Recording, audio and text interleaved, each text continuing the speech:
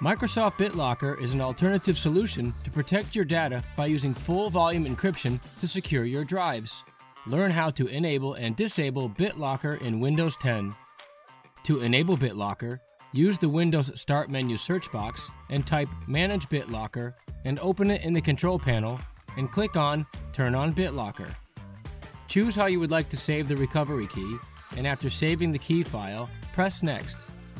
Select one of the volume encryption options. Encrypt Use Disk Space Only is the faster method and best for new PCs and new drives. Encrypt Entire Drive is better for PCs and drives already in use, but it takes longer. Make your choice and click Next. If given the option, choose the type of encryption you would like, then click Next. Check the box labeled Run BitLocker System Check and then click Continue. The BitLocker encryption will not start until the computer is restarted, so complete and save any work before restarting the PC. Depending on the amount of data that needs to be encrypted, the encryption process can take anywhere from 20 minutes to a couple of hours. To disable BitLocker, simply go back to the BitLocker drive encryption in the control panel and click on Turn off BitLocker.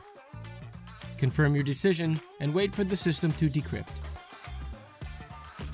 Whenever you need help or have questions, you can always reach out to us through social media on Facebook or Twitter, or join in a chat on the Dell Community Forum.